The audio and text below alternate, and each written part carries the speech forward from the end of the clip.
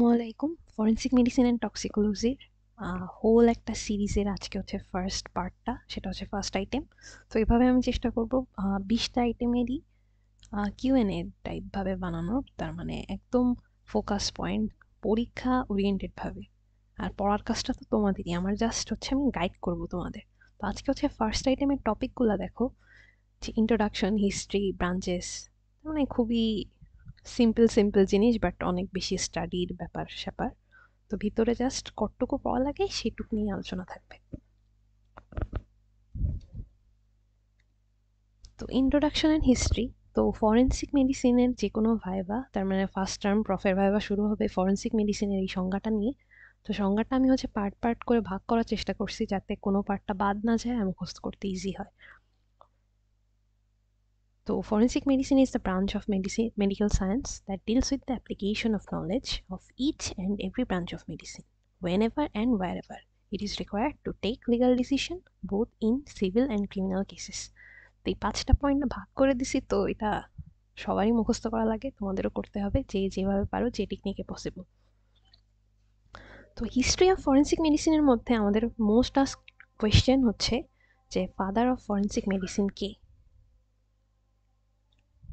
Father of forensic মেডিসিনকে আমাদের আরেকটা নামে বলে হচ্ছে লিগাল মেডিসিন। ওকে, তো যদি বলে তোমাকে লিগাল মেডিসিনের সংজ্ঞা বললো অথবা লিগাল মেডিসিনের ফাদার কে, অ্যান্সারটা হচ্ছে সেমই হবে, সেটা হচ্ছে আমাদের পলাস জ্যাকিয়াস। এই বানানটা খেয়াল করতে হবে, কারণ ভাইভাতে যে বানানটাও আস করে, পলাস জ্যাকিয়াস। তো পলাস জ্যাকিয়াস আরেকটা জিনিসেরও ফাদার, সেটা হচ্ছে ফরেন্সিক সাইকায়াট্রি। ফরেন্সিক সাইকায়াট্রিরও ফাদার হচ্ছে পলাস জ্যাকিয়াস। এখন আরেকটা কোশ্চেন আসে যে ফরেনসিক টক্সিকোলজির ফাদার কি? তাহলে ফাদার নিয়ে আমাদের এই হিস্ট্রির অনেকটা পার্ট চলে যায়। ফরেনসিক টক্সিকোলজির ফাদার হচ্ছে অরফিলা। অরফিলা। আরেকটা আস্ট কোয়েশ্চেন হচ্ছে যে ফার্স্ট মেডিকো লিগাল অটোপসি কে করছিল? মেডিকো লিগালকে আমরা শর্টভাবে এমএল দিয়ে লিখি। তো মেডিকো লিগাল অটোপসি করছিল ফার্স্ট, এই বানানটা একটু দেখো, সেটা হচ্ছে বার্তোলোনিও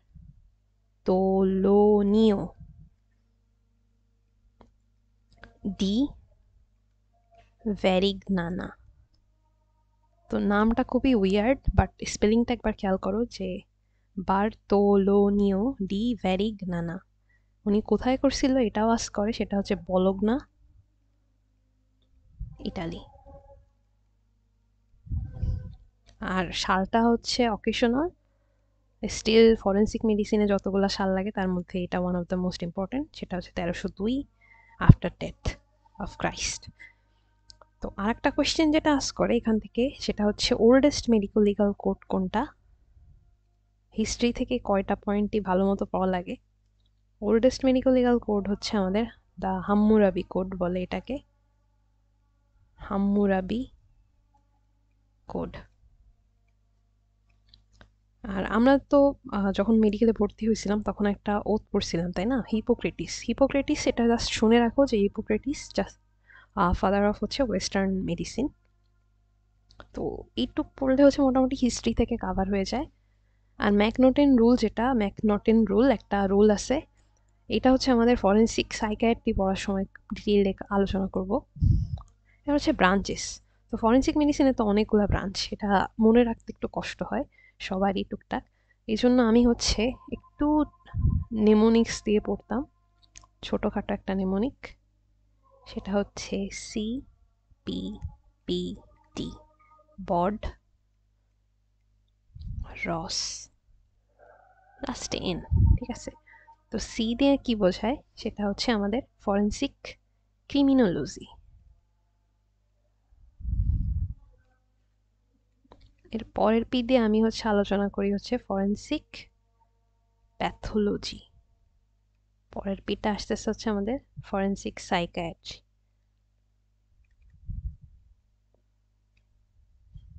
ভাইভাতে যখন আস করে বলতে গেলে দেখা যায় ভুলে যাইতে হয় একটার পর একটা, এই জন্য যাতে কয়টা বলা যায়, টক্সিকোলজি। দেন বি দিয়ে আসতেছে হচ্ছে আমাদের ব্যালিস্টিক্স। ব্যালিস্টিক্সে যদি বলে কি নিয়ে আলোচনা করা হয়, তাহলে ফায়ার আর্মস, ওদের ইউজ, ওদের রিলেটেড লিগাল ইস্যুস, এইগুলা। দেন আসতেছে হচ্ছে ওডোন্টোলজি। এই প্রত্যেকটার তোমার ব্রাঞ্চের হচ্ছে একটু করে ডিটেলস ফার্স্ট আইটেমে কাজে লাগে। লাইক ব্যালিস্টিক্সে ওই একটা জিনিসই আস্ক করবে, তোমরা নোট বই থেকে পড়লেই হবে, টুকটাক কোশ্চেন আউট হয় না, বাইরে থেকে তেমন কিছু হয় না। আর ওরন্ডোলজিতে হচ্ছে টিথ সম্পর্কে আমাদের একটু পড়া লাগবে, যেটা নোট বইতে যতটুকু আছে ফার্স্ট আইটেমে ওইটুকু মোর দ্যান ইনাফ। আর ডিতে আসতেছে হচ্ছে আমাদের ফরেন্সিক ট্যাকটাইলোগ্রাফি। এটা হচ্ছে আইডেন্টিফিকেশন আইটেম, তার মানে আইটেম নাম্বার 10 যেটা, ওইটাতে যে হচ্ছে আমরা ডিটেলসে শিখি, আপাতত হচ্ছে ব্রাঞ্চের নাম। দেন আরে হচ্ছে আমরা বোঝাচ্ছি ফরেন্সিক রেডিওলজি। ওতে বোঝাচ্ছি হচ্ছে অস্টিওলজি। প্রথম এসে হচ্ছে সেরোলজি। দেন আসতেছে হচ্ছে সিমেন রিলেটেড, সিমেনোলজি অথবা সেমিনোলজি, দুইটাই বলা যায়। আর এন দিয়ে বোঝায় হচ্ছে ফরেন্সিক নার্সিং, এটা হচ্ছে একদম অপশনাল লাস্ট পয়েন্ট যেটা। তো সিপিপিটি বড রস, এটা জাস্ট ডিটেলগুলো বলতে থাকলে ভাইবাতে আই গেস আটকাবে না। তো ফরেন্সিক মেডিসিনের এইখানে ব্রাঞ্চের ক্ষেত্রে আর একটা মোস্ট আস্ক কোয়েশ্চেন হচ্ছে ক্লিনিক্যাল ফরেন্সিক মেডিসিন। এখানে ক্লিনিক্যাল ফরেন্সিক মেডিসিনের আন্ডারে কী কী আলোচনা করা হয় এটা নিয়ে আস্ক করে। তো তোমাদের টিচার যেটা আস্ক করবে যে লিভিং হিউম্যান বিংয়ের ক্ষেত্রে ফরেন্সিক মেডিসিন রিলেটেড সব কিছু, তার মানে medical legal report, medical certificate, এটা হচ্ছে আমাদের ক্লিনিক্যাল ফরেন্সিক মেডিসিনের আন্ডারে। আর ডেড পিপল, তার মানে ডেড পিপল রিলেটেড যে কোনো কাজ ফরেন্সিকের যে ব্রাঞ্চের আন্ডারে, সেটা হচ্ছে আমাদের ফরেন্সিক প্যাথোলজি। তাহলে লিভিং এর জন্য হচ্ছে ক্লিনিক্যাল ফরেন্সিক মেডিসিন, ডেড পিপলের জন্য হচ্ছে ফরেন্সিক প্যাথোলজি। তাহলে অটোপসি কোন ডিপার্টমেন্টের আন্ডারে, তার মানে কোন ব্রাঞ্চের আন্ডারে আলোচনা করা হয়, সেটা হচ্ছে ফরেন্সিক প্যাথোলজি।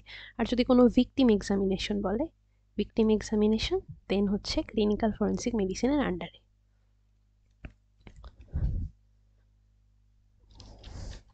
তো এটা গেল হচ্ছে আমাদের ব্রাঞ্চেস নিয়ে আলোচনা, শর্টকাটে যতটুকু দরকার ছিল। তো এবার বলতে পারে যে আমাদের ফরেন্সিক মেডিসিনের ক্ষেত্রে কনসেন্টের একটা ব্যাপার আছে। তো কনসেন্ট বলতে কি বোঝো, এখানে ফার্স্টে তোমাকে আস্ক করবে সংজ্ঞা। তো সংজ্ঞাতে তুমি ঠিক এভাবেই বলবা যেভাবে আমি বলতেছি, নোট বইতে যেটা আছে ওরকমই আর কি, যে ফ্রি, ভ্যালিড, ভলেন্টারি, দুইটা, ভ্যালিড, ভলেন্টারি, অ্যাগ্রিমেন্ট, অ্যাপ্রুভাল আর পারমিশন। সংজ্ঞাকে এভাবে ভাগ করে নিলে হয় কি, ফরেন্সিকে অনেক সংজ্ঞা, তোমার হচ্ছে মনে রাখতে সুবিধা হয়।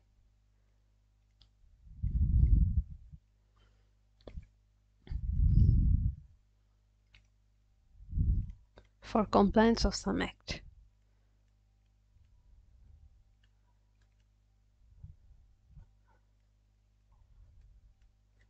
এটা হচ্ছে আমাদের কনসেন্টের সংজ্ঞা। তো এই সংজ্ঞাটা রিটেনে আসে, ভাইভাতেও টুকটাক কাজ করে।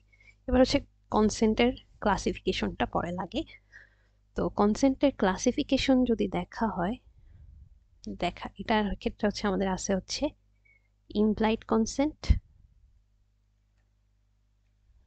আর হচ্ছে এক্সপ্রেসড কনসেন্ট। তো এক্সামে কি কি আস্ক করা হয় সেভাবেই কিন্তু বলতেছি, ডিটেলটা তো নোট বই থেকেই আমরা ফলো করি মোস্টলি। তো এক্সপ্রেসড কনসেন্টের মধ্যে আমরা আবার দুই ভাগে ভাগ করতে পারি, একটা হচ্ছে ভার্বাল কনসেন্ট, এই যে ওয়ার্ডে যে তোমরা সালাম দিয়ে বলো যে সালাম মা, আমি আপনার একটা পরীক্ষা করব, আপনার কি অনুমতি আছে কিনা, সে মুখে বলে যে হ্যাঁ অনুমতি আছে, এটা হচ্ছে একটা ভার্বাল কনসেন্ট নেওয়ার ব্যাপার। আর রিটেন কনসেন্ট হচ্ছে আমাদের ওই যে অপারেশন থিয়েটারে কোনো রোগী ঢোকানোর আগে একটা লেখা ডাক্তাররা লিখে নেয়, পরে হচ্ছে পেশেন্টের রিলেটিভরা অথবা পেশেন্ট নিজে একটা সই দেয় যে আমি এই প্রক্রিয়ার জন্য অনুমতি দিলাম, অথবা তোমার রেপ ভিকটিম এক্সামিনেশন কিংবা ইনজুরি রিপোর্ট এগুলো করার আগেও আমাদের হচ্ছে ভিকটিমের কাছ থেকে কনসেন্ট নিতে হয়। তো এগুলো হচ্ছে রিটেন কনসেন্ট। তো উদাহরণ বললে এরকম, এই যে আমি ছোট ছোট যেটা বললাম এটা বললেই হবে। আর ইমপ্লাইড কনসেন্ট যেটা হচ্ছে, মনে করো তুমি কারোর হচ্ছে ব্লাড প্রেশার মাপবা ওয়ার্ডে, তো তুমি তার কাছে যাওয়ার পরে সে হচ্ছে জামার হাতাটা গোটায় নিল, গোটায় নেওয়া তার কাছ দিয়ে সে বুঝাই দিচ্ছে হচ্ছে যে আপনি আমার ব্লাড প্রেশারটা মাপতে পারেন। অথবা তুমি কারোর পালস মেজার করবা, সে তুমি কাছে যাওয়ার সাথে সাথেই তার হাতটা বাড়াই দিল, তোমার কিছু বলাও লাগতেছে না, এটাকে বলতেছে হচ্ছে ইমপ্লাইড কনসেন্ট। তো কোনটার আন্ডারে কি বলে এটা হলেই হবে। এখন এরপরে হচ্ছে আমাদের আস্ক করা হচ্ছে এর মেডিকো লিগাল ইম্পর্টেন্স কি। মেডিকো লিগাল ইম্পর্টেন্স বলতে কি বোঝ তোমার, এর আন্ডারে পড়তেছে হচ্ছে কনসেন্ট না নিয়ে যদি তুমি কিছু করো কোনো পেশেন্টে, সেটা হচ্ছে অ্যাসল্ট হিসেবে গণ্য হবে। তারপরে হচ্ছে পেশেন্টের কাছ থেকে কনসেন্ট না নিলে সে হচ্ছে ডাক্তারের এগেইনস্টে নেগলিজেন্সের জন্য সু করতে পারে, তার মানে মামলা করতে পারে এটা। আর একটা হচ্ছে যে যদি কনসেন্ট না নেওয়া হয় তাহলে ডেফিসিয়েন্সি ইন মেডিকেল কেয়ার হিসেবে ওটা কাউন্ট হবে। এটাই হচ্ছে আমাদের মেডিকো লিগাল ইম্পর্টেন্স।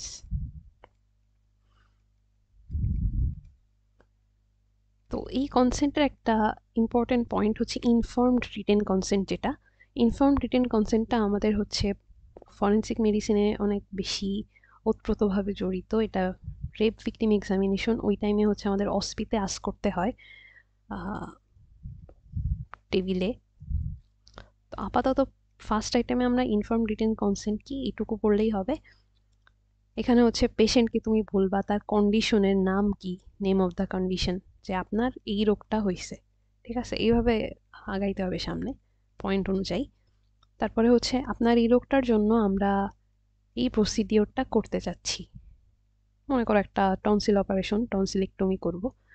তো এই প্রসিডিওর করার কারণে আপনার রোগটা সেরে যেতে পারে অথবা আপনার ব্যথা কমে যেতে পারে। তো তাহলে এরপরে আমরা কি বলবো, এক্সপেক্টেড আউটকামস।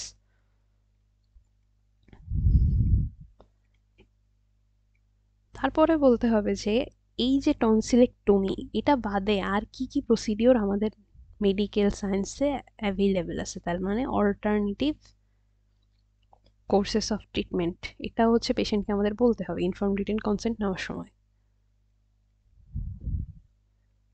তারপরে এই যে অল্টারনেটিভ কোর্স বললা, এর সাথে রিলেটেড যে রিস্ক আছে, বেনিফিট আছে, সবকিছু বলতে হবে।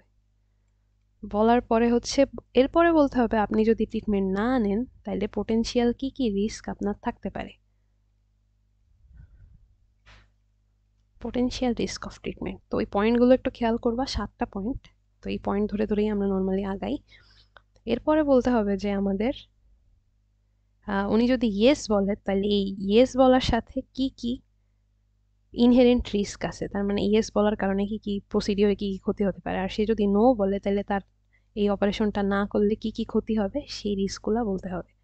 তাইলে মনে করো আমি টনসিলেক্টমি দিয়ে বলতেছি। প্রথমে বলতে হবে যে বাবা আপনার একটা আপনার টনসিলাইটিস আছে, অনেক ক্রনিক অবস্থা।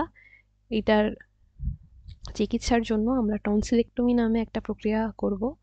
এই প্রক্রিয়ার পরে আপনার ব্যথা কমে যাবে, আপনার ঘন ঘন ইনফেকশনের চান্স থাকবে না। টনসিলেক্টমি বাদেও আপনি ওষুধ খেতে পারেন, ট্রিটমেন্ট নিতে পারেন, কিন্তু এরপরেও আপনার পুরোপুরি নাও সারতে পারে। আর বেনিফিট এখানে বলবা যে আপনার কাটা ছেঁড়ার দরকার হচ্ছে না এইভাবে করলে। তারপরে বলতে হবে যে উনি যদি ট্রিটমেন্ট না নেয়, নট টেকিং ট্রিটমেন্ট, না ট্রিটমেন্ট নিলে ওনার কি কি ক্ষতি হবে পরে ওইখানে। তারপরে হচ্ছে ওনাকে ইয়েস, তার মানে উনি যদি বলে যে আমি এই প্রসিডিওরটার সাথে কমপ্লাই করতেছি, তাহলে ওনার এই রিস্ক হতে পারে যে ওটি টেবিলে আপনার এইটা এটা হতে পারে। আর যদি নো বলে তাহলে হচ্ছে বলতে হবে যে আপনার এই রোগ বারবার চিকিৎসা না নেওয়ার কারণে বারবার হতে থাকবে, আপনার ভবিষ্যতে যে ভোকাল কর্ডের সমস্যা হতে পারে এরকম। তার মানে পয়েন্ট বাই পয়েন্ট আমাদের হচ্ছে একটা সিনারিও কল্পনা করে মাথায় রাখতে হবে। 7টা পয়েন্ট।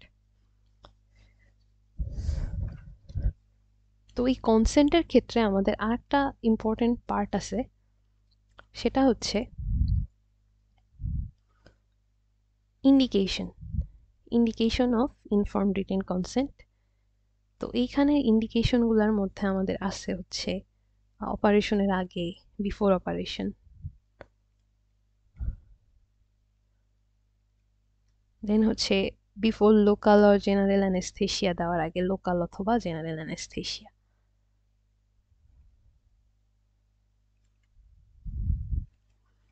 তারপর হচ্ছে তোমার ব্লাড ট্রান্সফিউশন করার আগেও কিন্তু আমাদের এই ইনফর্ম রিটেন কনসেন্টের একটা ফর্ম থাকে, ওইটাতে কিন্তু পেশেন্টের সই, টিপসই এগুলো নিয়ে রাখতে হয়।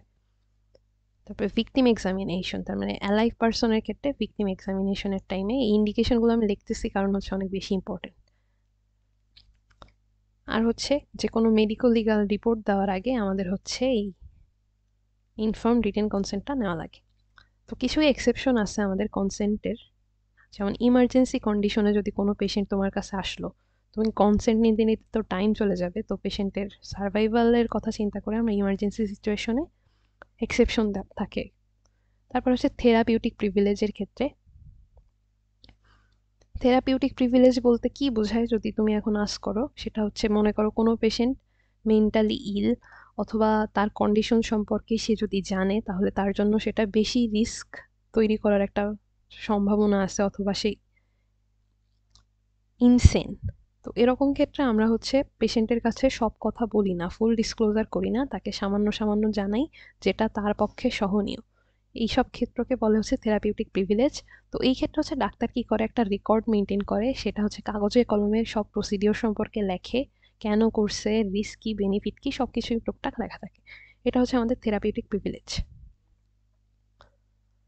দেন হচ্ছে আরেকটা ক্ষেত্রে আমরা ইনফর্মড রিটেন কনসেন্টের এক্সেপশন, সেটা হচ্ছে পেশেন্ট যদি আগে থেকেই ওয়েভ করে রাখে নিজের রাইট, তার মানে নিজের অধিকারটা তার ক্ষেত্রে সিদ্ধান্ত নেওয়ার নিজের স্পাউস অথবা অ্যাডাল্ট চাইল্ড এদের ক্ষেত্রে দিয়ে দিছে, তো তখন হচ্ছে আমরা এক্সেপশনটা ফলো করতে পারি।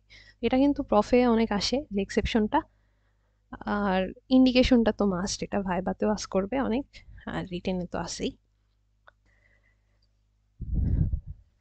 তো এটা গেল আমাদের কনসেন্ট নিয়ে টুকটাক আলোচনা। এবার আসতেছে হচ্ছে ইউথ্যানাইশিয়া। ইউথ্যানাইশিয়া থেকে তোমার হচ্ছে কি আস করে, ফার্স্টেই হচ্ছে ফরেন্সিক মেডিসিন, যেহেতু সব ক্ষেত্রেই সংজ্ঞা আর সংজ্ঞা।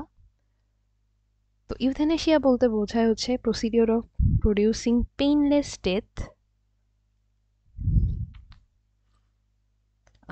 To give a person suffering from incurable and painful disease. তো এখানে ওয়ার্ড যেটা মেইন, যেটা হচ্ছে পেইনলেস ডেথ প্রডিউস করা কোনো পার্সনের ক্ষেত্রে যে হচ্ছে সাফার করতেছে হচ্ছে ইনকিউরেবল ডিজিজ। তো সংজ্ঞায় হচ্ছে কিছু ওয়ার্ড রাখলেই হচ্ছে আমাদের কাজ হয়ে যায়, ঠিক আছে? পুরাটা যে হুবহু হতে হবে এরকম কোনো কথা নেই। তুমি বলবা যে পেইনলেস ডেথটা থাকতে হবে, আর ইনকিউরেবল অথবা যদি বললা যে পেইনফুল ডিজিজ, তাইলেই কিন্তু আমাদের হয়ে যাচ্ছে টুকটাক। তো কি পয়েন্টগুলাই আমি হচ্ছে তোমাদের ফোকাস করার চেষ্টা করব এই হোল সিরিজটাতে। তো ইউথ্যানেশিয়া আমরা হচ্ছে দুই ভাগে ভাগ করতে পারি, অ্যাকর্ডিং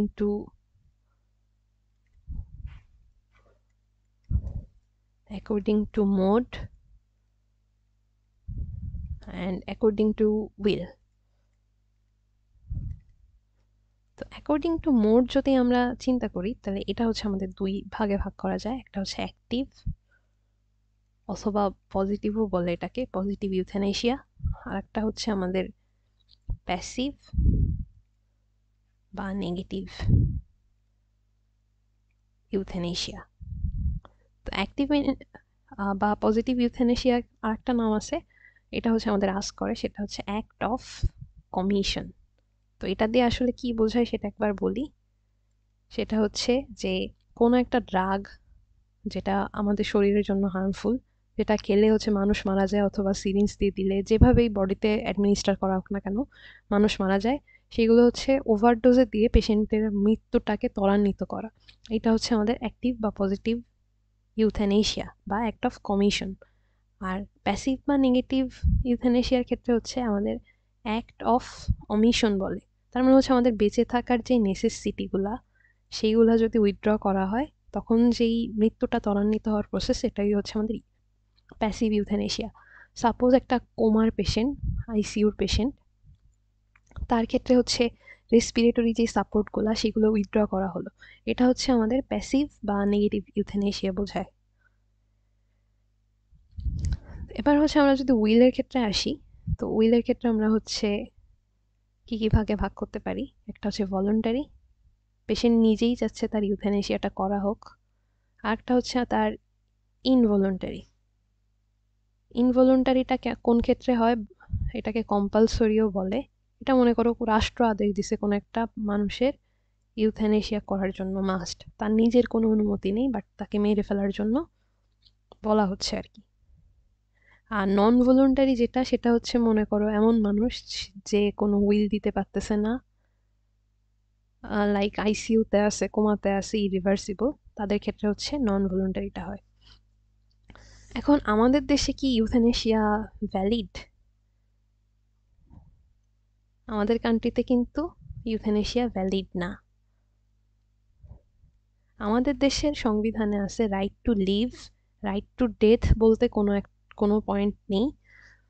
তো কোন কোন দেশে আমাদের হচ্ছে অ্যাক্টিভ বা পজিটিভ ইউথেনেশিয়া অ্যালাউড, সেটা হচ্ছে পয়েন্ট পয়েন্ট করে মনে রাখতে হয়। এটা হচ্ছে ভাইবা কার্ডেও আছে এই কোশ্চেনটা। তো এটা হচ্ছে আমাদের নেদারল্যান্ডস,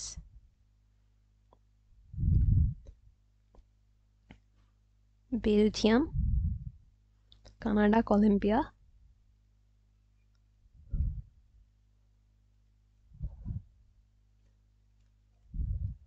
আর হচ্ছে লুক্সেমবার্গ। তো এই 5টা কান্ট্রিতে তুমি 3টা যদি মনে রাখো তাও হবে। তো আমাদের দেশের কেউ যদি মনে করে ইউথ্যানেশিয়া করতে চায়, তখন তার কি করতে হবে? এই সব কোনো একটা কান্ট্রিতে যেয়ে সেখান থেকে পারমিট নিয়ে তারপরে করতে পারবে আর কি, পসিবল। তো এই ছিল মোটামুটি তোমার ইউথ্যানেশিয়া নিয়ে আলোচনা। আর আরেকটা ব্যাপার থাকে ইউথেনেশিয়া, যেটা হচ্ছে আমাদের ইনফ্যান্ট, যারা মনে করো জন্মগতভাবে প্রচুর ডেবিলিটেটেড বলতে পারো বা ইনক্যাপাসিটেটেড, এমন পেশেন্টদের ক্ষেত্রে বা এমন বাচ্চাদের ক্ষেত্রে নর্মালি খাবার পানি এগুলো উইথড্র করে হচ্ছে তাদেরকে স্লোলি মেরে ফেলা হয়, ঠিক আছে? তো এটা হচ্ছে অ্যাক্ট অফ অমিশন দিয়ে নর্মালি হচ্ছে ইনফ্যান্টদের মারা হয়।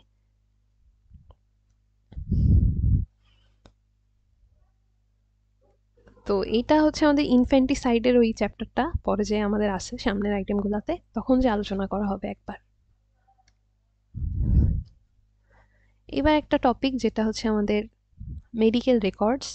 এই টপিকটা আমাদের নোট বইতে তেমন একটা গোছানো দেওয়া নেই, এই জন্য এটা হচ্ছে আমি রেডি থেকে রেফারেন্স দিয়ে লিখছি। তো এখানে যেগুলো লেখা এটা পড়লে হবে। আর আমি একবার মুখে বলবো যেটা, সেটা হচ্ছে একটা পেশেন্টের নর্মাল ফাইল হাসপাতালে যে তার বেডের কাছে যেটা থাকে, ওইটাই হচ্ছে আমাদের একটা মেডিকেল রেকর্ড বলতে পারো, যেখানে পেশেন্টের নিজের ডিটেলস, বাবার নাম, এজ, সেক্স, অকুপেশন, অ্যাড্রেস এগুলো থাকবে, কবে ভর্তি হয়েছে হসপিটালে, তারপরে হচ্ছে ওনার হিস্ট্রি কী নিয়ে আসছিল, তারপরে ওনার ট্রিটমেন্টের জন্য উনি কী কনসেন্ট দিছে, ট্রিটমেন্টের প্রসিডিওর কী ছিল, তারপরে হচ্ছে ওনার ডায়াগনোসিস কি, এখন কি প্রোগ্রেস আছে ওনার, তারপরে উনি কমপ্লাই করছে কিনা ট্রিটমেন্টের সাথে। তো কমপ্লায়েন্স বলতে কি বোঝায়?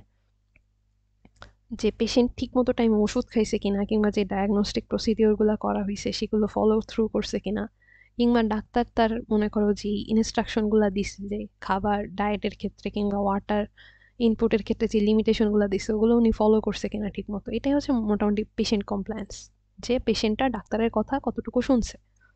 তারপর হচ্ছে ট্রিটমেন্টের ডিটেলস তো অবভিয়াসলি থাকে, কিন্তু ইমার্জেন্সি কেসের ক্ষেত্রে সব কিছু তার মানে আমরা পিরিয়ডিক্যালি যত ট্রিটমেন্ট দেওয়া হয়েছে, যত ওষুধ দেওয়া হয়েছে, কী পরিমাণে দেওয়া হয়েছে, এগুলো হচ্ছে রেকর্ডে লেখা থাকে। আর ইনপেশেন্ট কেসেস, তার মানে হসপিটালে যারা ভর্তি থাকে তাদের তাদের ক্ষেত্রে আমরা কি করি, রেকর্ডের লাস্টে একটা সিচুয়েশন ফলো করা হয় যে উনি কিওর্ড কিনা, কিংবা ওনার কোনো কমপ্লেন্ট ছিল কিনা, এই ট্রিটমেন্টের এগেনস্টে রেফারাল করা হয়েছে কিনা। তো টুকটাক এইগুলোই হচ্ছে আমাদের মেডিকেল রেকর্ডে থাকে। তো এটা ভাইবার কোশ্চেন, রিটেনে তেমন আসে না। তুমি আর টিচারকে আস্ক করলে তুমি ওয়ার্ডে হিস্ট্রি নেওয়ার টাইমে রোগীর ফাইল দেখবা, ওখানে যা যা থাকে ওইটা মাথার মধ্যে রাখলেই মোটামুটি হবে। আর হচ্ছে মনে করো এই যে মেডিকেল রেকর্ডসের অবজেক্টিভগুলাই হচ্ছে আমাদের মেইনলি কাজে লাগে, যেটা হচ্ছে আমাদের প্র্যাকটিসিং লাইফের ক্ষেত্রেও আমাদের কিন্তু অনেক লাগবে। যে এটা হচ্ছে serves as a basis of patient care and continuity of evaluation of the patient. আর এটা হচ্ছে ডকুমেন্টেশন হিসেবে কাজ করে যদি পেশেন্টের রিইম্বার্সমেন্ট দরকার হয় হসপিটাল থেকে। তারপরে এর ডাটা কাজে লাগাই কিন্তু আমরা রিসার্চের পারপাস ইউজ করি, লাইক কেস রিপোর্ট লেখার জন্য কিংবা কেস অ্যানালাইসিসের জন্য। আর এই যে কেস রিপোর্টগুলো, এটা কিন্তু ডাক্তার আর পেশেন্টের কমিউনিকেশনগুলো রেকর্ড করে রাখতেছে। আর লিগাল ইন্টারেস্ট এটাই হচ্ছে আমাদের মেইন ফোকাস এখানে, যাতে পেশেন্ট আমাদের এগেনস্টে পরে যে নেগলিজেন্সের কোশ্চেনটা না তুলতে পারে। আর কোশ্চেনটা তুললেও যেন আমরা ঠিকমতো পয়েন্ট দেখায় বলতে পারি যে পেশেন্টের কমপ্লায়েন্স ছিল না, অথবা কন্ট্রিবিউটরি নেগলিজেন্স ছিল, এগুলোর জন্য হচ্ছে আমাদের এইটা হয়েছে। তো আমাদের লিগাল ক্ষেত্রেও কিন্তু এটা যথেষ্ট সাপোর্ট করবে। তো এটা হচ্ছে আমাদের মেইন পয়েন্ট। তো মেডিকেল রেকর্ডস থেকে এইটুকু পড়লেই হবে, এটা পুরাটাই রিভিউ থেকে কালেক্ট করা।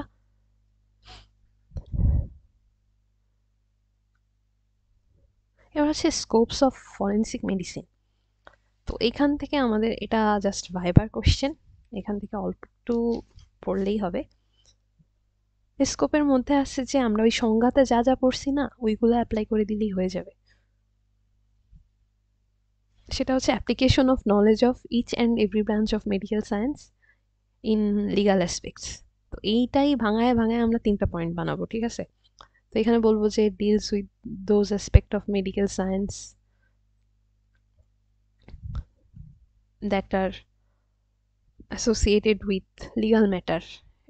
এরকমভাবে বানায় বানায় বলে বলে যাবে আর কি। এটা পুরাটাই বানানো একটা টপিক।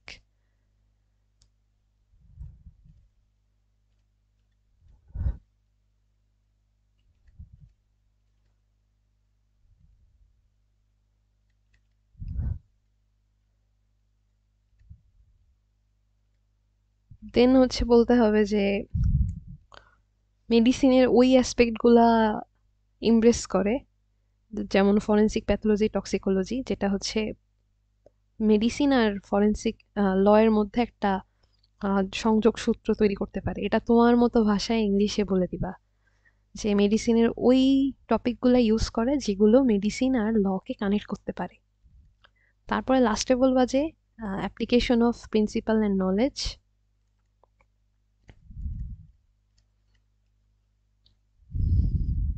প্রিন্সিপাল, এই যে প্রিন্সিপাল, এই প্রিন্সিপাল ওয়ার্ডটা দিবা যে application of principles from medicine in the administration of cases both civil and criminal. তার মানে এটা কাইন্ডা এমন যে একটা লাইন কি ভাঙায় ভাঙায় 3টা লাইন বানাইছে। তো তুমি তুমি যা বোঝো ওইটাই লিখলে হবে আর ওইটাই বললে হবে।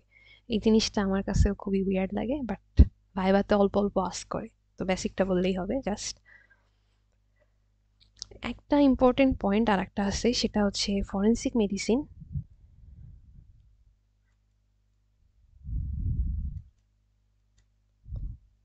Versus medical jurisprudence.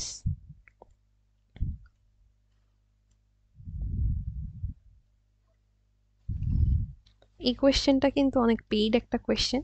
এটা ফার্স্ট আইটেম থেকে সবাইকেই টুকটাক কাজ করা হয়। তো ফরেন্সিক মেডিসিনে কি হয়, আমরা মেডিকেল নলেজটা লিগাল অ্যাসপেক্টে ব্যবহার করি, তাই না?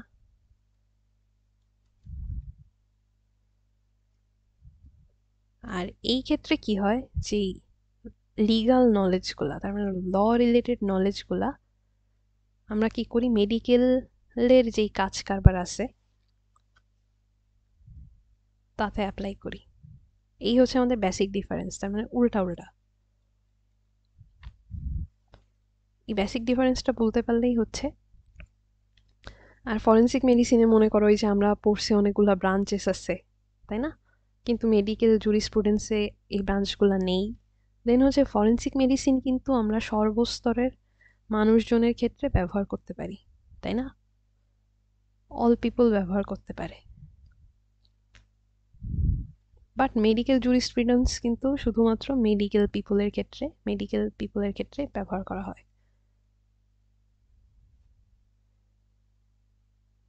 তো ফরেন্সিক মেডিসিন কিন্তু লিগাল পিপল, মানে ল রিলেটেড কাজের মানুষজন আর মেডিকেল পিপলকে এক জায়গায় করে, রাইট? আর মেডিকেল জুরিসপ্রুডেন্স যেটা, সেটা হচ্ছে আমাদের doctor doctor relationship, doctor patient relationship,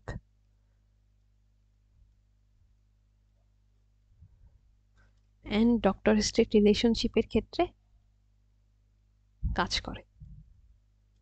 তো মেডিকেল জুরিসপ্রুডেন্সের সংজ্ঞাটাও কিন্তু এইভাবেই আমাদের হয়ে যায় একই জিনিস, যেটা হচ্ছে it is a branch of science that deals with the application of rules and regulations in the guidance of medical professionals in their dealings with other doctors, patients and state।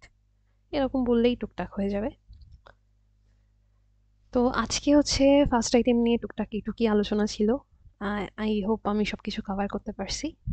কোনো কোয়েশ্চেন অথবা query অথবা কোনো problem থাকলে comment করার জন্য আমার হচ্ছে অনুরোধ থাকবে। ওকে, তো put a smile on face, happy reading, tata.